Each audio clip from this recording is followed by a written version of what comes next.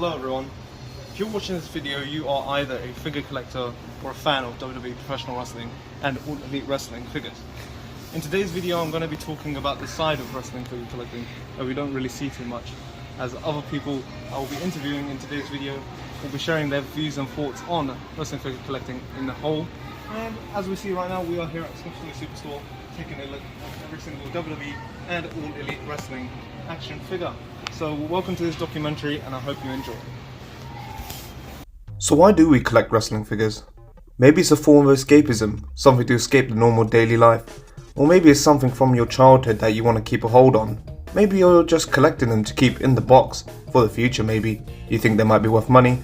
Or maybe you might want to take them out of the box and film your own action figure matches and whatnot. But in today's documentary, we're going to be answering some burning questions to figure collectors about why they collect and why they are still doing it in the year 2022. So let's get into this documentary. So hey everyone, we're here in the Hamley store in Westfield. We're going to be checking out what WWE action figures they have here today. So let's have a look. This is a new store. So they have some new figures here. So this is a brand new store that they've opened in Westfield. And in regards to this, they have the Elite. This is something that you don't see in Smith's, or maybe you might see it in Entertainer, but you might see this Elite in IFX. So why I wanted to show you this is because, as you can see, there are more and more toy shops opening up in and around the area. As you can see, that toy collecting and figure collecting is actually at large, as more and more places are opening up, meaning that there is a higher demand for these things. So it's good to see that figure collecting is still alive and well in the year 2022, and it's good to have a look at what they have. So the first guest we will be talking to is Figs31. So I laid in some questions to him, and here is how he answered them. So how many years have you been collecting wrestling figures? At least, I don't even know. I'll probably say at least. I've always collected like figures. Like when I was I don't know, younger, I collected them, sold them. Like really, like I don't know what series it was. The other ones in like the Elites, like the very first ones. Like yeah, them ones. But I sold them anyway. But like properly collecting the last like 4 years, I'd say. I'm trying like in the blue Elite packaging. The other ones I'm on about. Yeah. Like Elite. Actually, the other one with Heath Slater in. Yeah. That series like onward. So it's been pretty long. So whenever them, do you know when them came out? What, Redbox? Yeah, the one with like Heath Slater with the ladder, Ezekiel Jackson. Now like. Oh, that's old. So like really old. Yeah, I've been collecting properly from there. So yeah, that's when I've been collecting. Do you enjoy collecting as much as you did then compared to now? No, definitely not. Or what's changed your mind on that? I think, don't get me wrong, I would say like for me, just growing up, not as in like it's a bad thing to collect toys, because you can be like, I don't know, I have like 40 and you still collect things, but just for me now personally, I've just slowly been growing out of it. But that's just probably because like my age, and that's just like be doing different things at this age. But I still like collecting, but just not as much, because I feel like it's like an addiction. Have the AEW Unrivaled figures brought you back into collecting when you felt like you were losing touch, or not? Not really. I know it might have got most people excited, but don't get me wrong, some of them figures are cool and they've wanted me to keep collecting now. But yeah, again, they was bringing out more things to collect, more money. So that's another wave to collect, isn't it? Has collecting ever affected your mental health in any way possible? Personally, no. I know I have other people, but like, because it could be an addiction. But personally, no. I don't think I don't think affecting my mental health. I know it can be addiction, and you're spending all your money, which should be spent on other things. But you want to buy the new figures. But it's all about balance, really. So you used to, or I don't know if you still do, pick fed and whatnot. How was that? How did it feel to do that? You know, like from start to finish. You know, what was the feeling while doing it? Well, I said this to like you, well, just even on my channel, like, yeah. I feel like for me, buying figures gives me picking gives me a reason to like use the figures. Like I know you can display them, but like if I'm not using them in the pick fed or YouTube videos, I just feel like there's no point collecting, personally. But yeah, I was like 50-50, like I've never like been 100% into pick fedding. Like I said, it's mainly to use some of my figures. But then pick fedding gets really draining, and yeah, that does get depressing for me sometimes. So I feel like I had to do the match. If I didn't, then I'm just, I don't know. You know yourself, pit fed or stop motion, it can get harder sometimes. But if you fully enjoy it and that's where you like your channel or you're dedicated to, and it's really good. Like, don't get me wrong, some people do it really good, but for me, I just haven't got enough motivation, or I don't care enough about it that much. Has the downfall in professional wrestling affected your stance on collecting figures? I'll probably say yeah, you know, because I'm losing interest in wrestling, so it gives me, I'm losing interest in figures as well. I know you can do the matches you want, but at the time I was watching wrestling, but then I would like see moves. I'm like, oh, I could do this move against this guy. So if I seen like, I don't even know, Daniel Bryan, for example, he did this amazing spot against Rey Mysterio. Like, I could do this against, I don't know, Kenny Omega. Obviously, he wasn't in AEW at the moment, and I'll be like, I can do that match against that move against Kenny Omega because that never happened. So it give me like, you can do your own matches and your moves and sequences. So that's why I like doing it. But now I don't watch wrestling, so I would have to like Google. I'll be like, oh, top moves of Kenny Omega to see what moves to do. Which back then I would just know off the top of my head he did this move, this spot. Do you know what I mean? Yeah. But yeah. Thank you to Fix41 for talking to us here today on the documentary. But now the next portion of the documentary will be talking about the changes in figure collecting. What has been changing over the past few years in regards to WWE and AEW action figure collecting. So that is what we're going to be talking about next on the documentary tonight. So the location of this next clip where we were filming this was very loud. So what basically I am explaining is here today, we're going to be taking a look at the Westfield Entertainer WWE and AEW section, and what I was doing is I was doing a bit of a comparison of the sizes of the selections. As you know, back in the day, WWE selection used to be very huge, and now they've become shorter than the AEW Unrivaled figure collecting stage, you know, because the AEW Unrivaled figures seem to be selling a bit more, maybe. I don't know why they keep stocking. They have put a larger selection of AEW Unrivaled compared to the WWE figures here today. Here's something you don't usually see every day. This is a vending machine for the WWE Slam Attacks cards. Now I know this has nothing to do with figure collecting, but Slam Attacks and collecting, you can still collect. It still counts. And this is mad that there's an actual vending machine of this that you can use to get your Slam Attack cards. So I'll be demonstrating how to use it and how it works today. So everybody were here and they had some WWE Slam Attacks in this machine. So how about we put in the money and see which ones we get.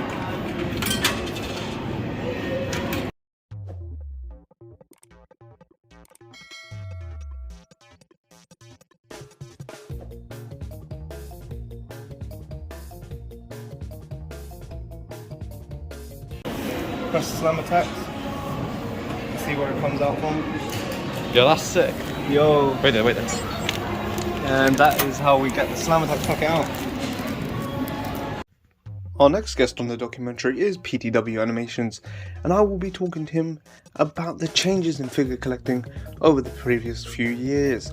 So PTW did not want to show his face, so I'll respect his privacy by blurring his face in his answers.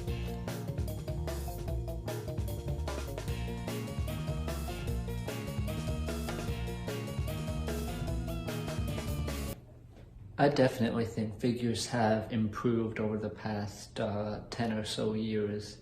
Mainly now, just because there's just more wrestling out there and we're getting more figures, because of it. We have WWE and they're making their really good figures. We're finally getting the double jointed elbows on all the Mattel Elites, which we've been asking for a while. And then there's AEW, they're making their own figures with the Jazz Wars and all that, and there's just other wrestling companies out there that are probably going to get figures. New Japan, they're just now getting figures. There's some UFC figures coming out. So there's more wrestling, which leads to more figures, and of course over time people are going to want things and figures are just going to get better. So I think overall figures definitely have improved in the past 10 years.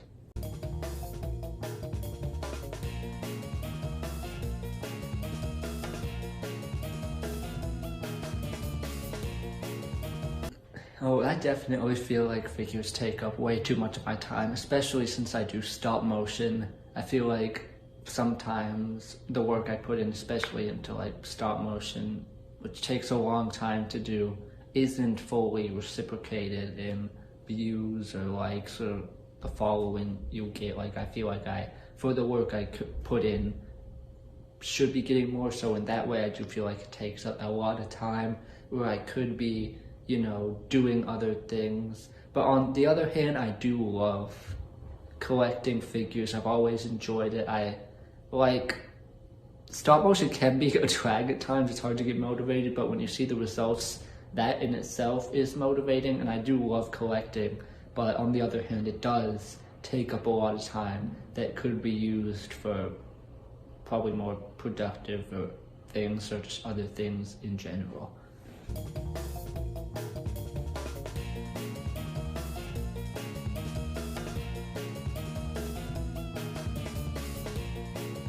With figures becoming popular due to nostalgia, I feel like that kind of depends on who you ask. Because, for like, I guess, older people collecting figures, it's definitely nostalgia. Like, me, I feel like it's kind of both. Because, like, if I see a new figure of someone I really like, then I'll buy it. But at the same time, like, I'll see a figure of, like, for example, I'll see a basic of like Wade Barrett from like 2011, and it's an old basic, but I'll get it because like it's Wade Barrett from 2011 when I like first started watching.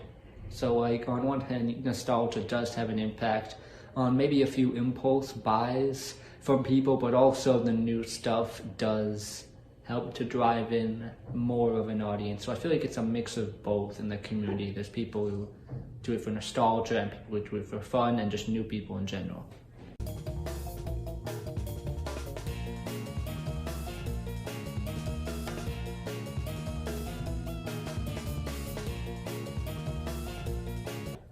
I think Mattel and Jazz Wars both make really great figures, but at the same time they both can kind of learn from each other on what to improve on. Like for example, Mattel figures could be more customizable like the Jazz Wars figures, because with the Jazz Wars you kind of just like pop the torso really easily. With Mattel you gotta like heat it up and you have to like crack the torso correctly to do it right. So I think they could be more customizable, which they're kind of doing with all the swapping of the hands and the heads that they're adding in now, which is good. But I think especially with like torsos and just like custom figures, they could make it easier. But with the Jazz Wars, they could kind of learn from Mattel's kind of more accuracy, especially with like the face scans and all that. I think Mattel probably has the edge over Jazz Wars in that category. But honestly, I think they both make good figures. I just think they can both kind of learn from each other on what to improve. Thank you so much to PTW Animations for talking to us today on the documentary. But up next we will be talking to Jonathan Jones, also known as JWG, and he will be talking to us about how collecting is like outside of the UK and the US. So we'll get a little insight into how figure collecting goes on where you don't have these stores to buy figures. So hey everybody, we are here in the world's largest toy store here in Oxford Street. So in the world's largest family store, and this is what they have in regards to WWE. As you can see, WWE is not as popular as it once was, as they don't have that much on sale on the shelves, and with what they do have, it's overpriced to the point. £32 for an Elite, and yeah. Little bit of backstory, Jonathan here, that we're going to be interviewing next up. He lives in Belize. Belize is in like the coastal area, continent, like near the Caribbean part of the country. And unlike me and many other people, he does not have access to places like the Entertainer, Smith's Toy Superstore, Walmart, to go look for his WWE figures. So it'll be very interesting to see how he feels about figure collecting when he can barely get any figures. So we shouldn't take the things that we have for granted, and we'll see what he has to say.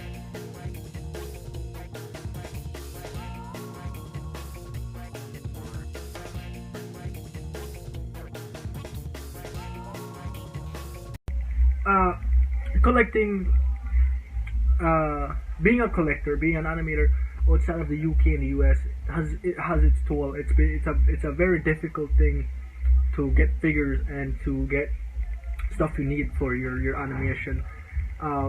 Simply because duty, cost, shipping, all these have an effect on us. People think that shipping is cheap, and shipping and duty and so on, but it's really not.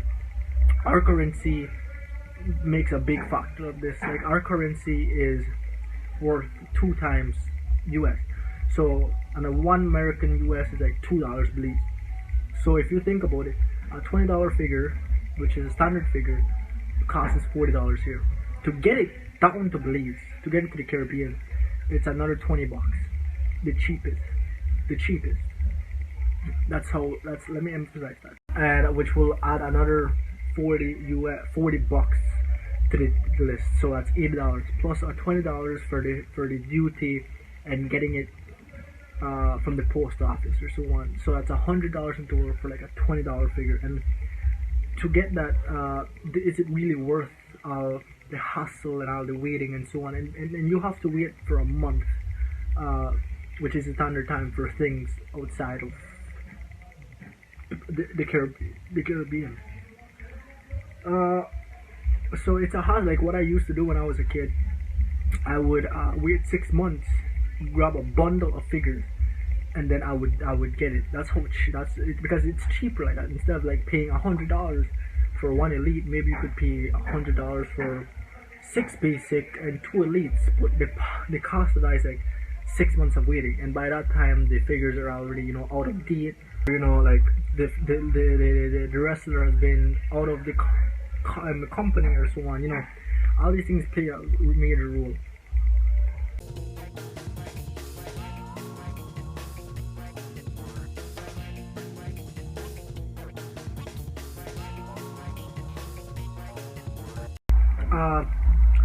Yeah, getting figures. If I had an easier way or a store down here to get figures, I would take it. If I had to sacrifice my grandma's blood, I would do it. If I had to punch a little kid, I would do it. Because getting those type of figures here, or seeing those types of figures here, right now as we stand, it's very, very rare. And if you do find, you have to jump on it quickly. You have to sacrifice. You have to do anything that is possible. If you're a virgin and you have like a girl and you're gonna smash, and you see Cesaro Elite, you take the Cesaro Elite, because girls come and go, but Cesaro Elite will be here once in a while. So that's how the situation stands at this moment. So yeah, I believe that if there was a store here, I would be the first person. It would be a lot more easy, a lot more stress free. And like knowing if I'm able to afford this figure or so on, it's just a very, very, it will be a very easy thing if a store were to open here and sell elites. Shows would have been better, because and more creative ideas would have been unleashed, because you have limited amount of figures, so you have to make storylines a limited amount. You can't think outside the box, simply because you can't be having KO be a stepdad, and he's also he's also a stepson. You can't always be these things, and you can't let him smash his stepmom. It's not, and smash his real mom in real life. You can't have Cesaro, you can't have KO doing, Kevin Owens doing all these storylines by himself. You need different characters, different wrestlers, and so on. And that's why I think it'd be a lot easier if they would open a store here.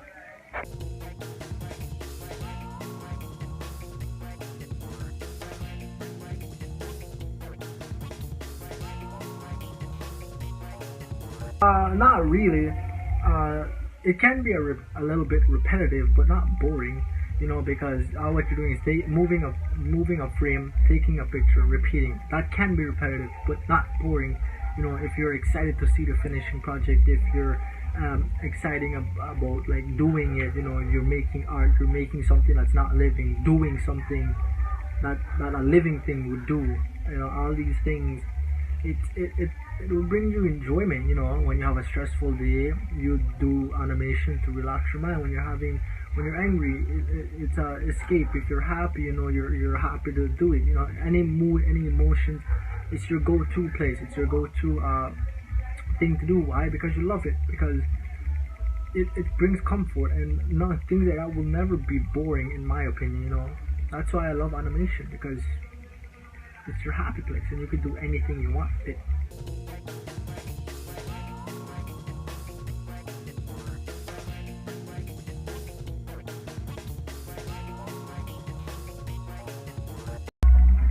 That's really a good question, but in my opinion, no.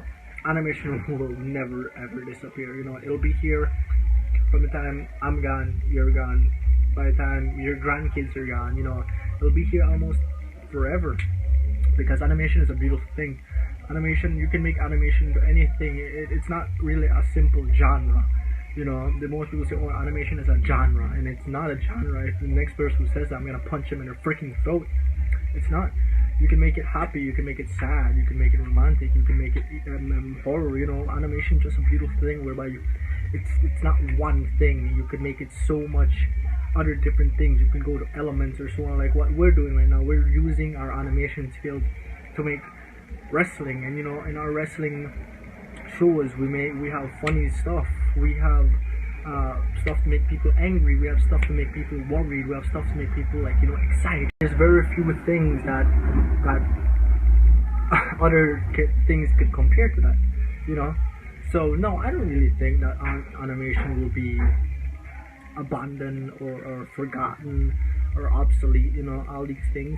It'll in some way it'll be even better. You know, with all these technology and all the better things and better equipment that we're gonna get, because 50 years ago we didn't have this thing. We didn't have our phones whereby we can click with our and download our app and start stop motion right in our bedroom. No, back then we had to buy $20,000 worth of camera equipment and $50,000 worth of film, and you know, and actors and so much, like one picture per animation. You know, all these things. We don't need those things anymore. We can just get in our cell phone. Thank you ever so much for Jonathan here today for talking to us on the documentary. But now we're going to be talking to one of my good pals in the figure community, Wrestling Nero, or Will Nero as many of you would know him, and we will be talking about the mental health side of figure collecting today. Hello everybody, I've come to Burnham Station for the next portion of this documentary, as we're going to be talking to fellow YouTuber Will Nero. So I've come here, obviously we're going to meet probably, and yeah, I'll get him on the documentary today, and we'll talk to him about the mental health side of figure collecting, what it does to your mental and physical health, and he will tell us all about it. So we'll be hitting up Smiths as well, and because there's new Royal Rumble figures at the time of recording, the new Royal Rumble Elites are out. So, and I will be sure to show you that. So let's get into the next segment.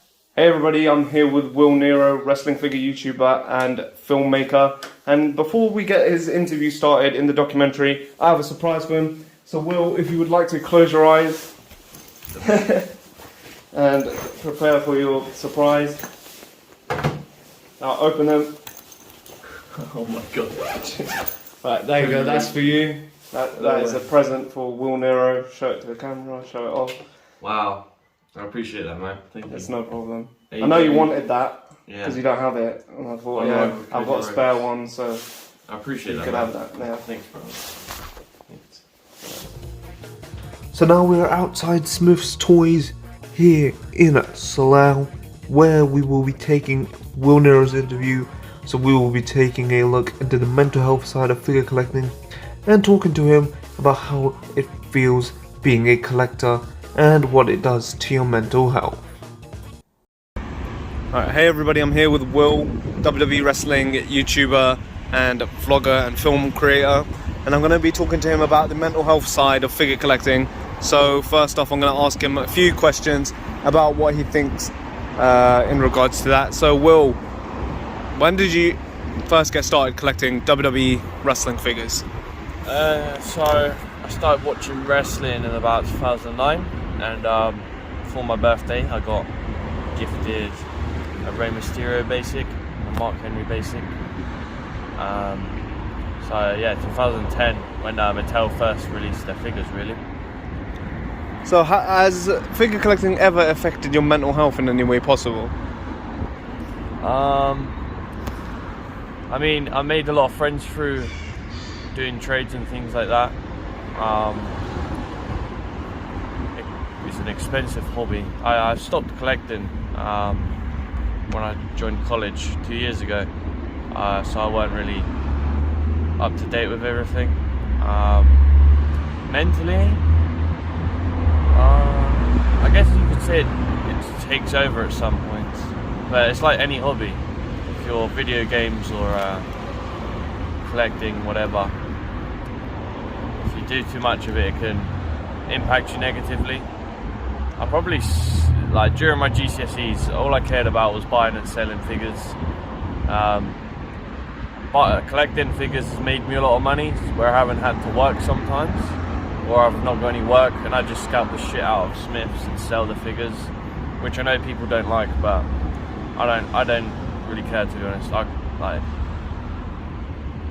If you work, you understand people have to do what they do to make money, and if it's buying and selling figures to people, then I don't mind. I always help my friends out when I can with figures if they need them.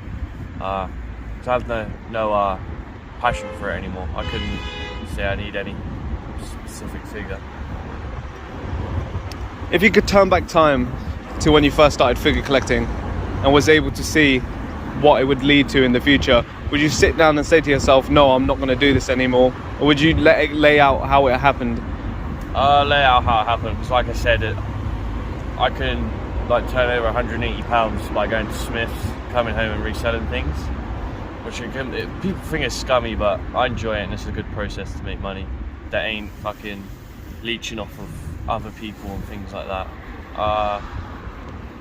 In terms of my little collection I got, it ain't too deep because of I only buy them cheap nowadays. I miss the excitement of when I was a kid.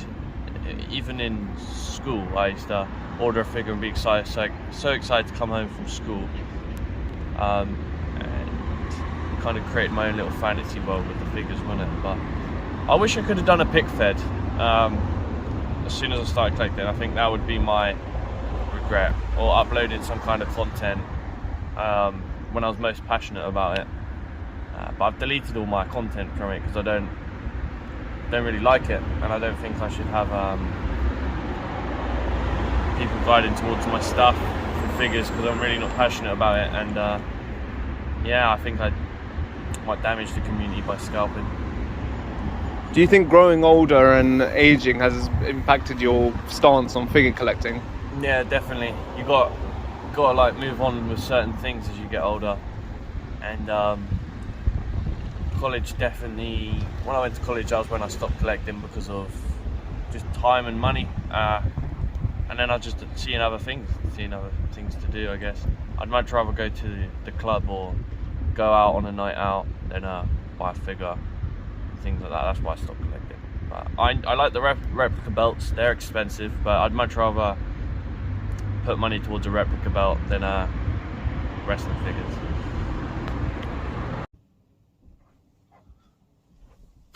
Well, ladies and gentlemen, we had many opinions, some good, some bad, but overall we had a good time filming this documentary. So let me know what you guys think. Figure collecting is obviously the hobby that most of us do, if you're watching this video. So hope you guys did enjoy that, seeing a little bit of a different side to what goes on within figure collecting and whatnot, see how it affects your life, how people feel about it nowadays. But anyway, I have been your host, GSD Wrestling, and I hope you have enjoyed. And if you guys want more documentaries, definitely tell me down below, and I thank you all for watching.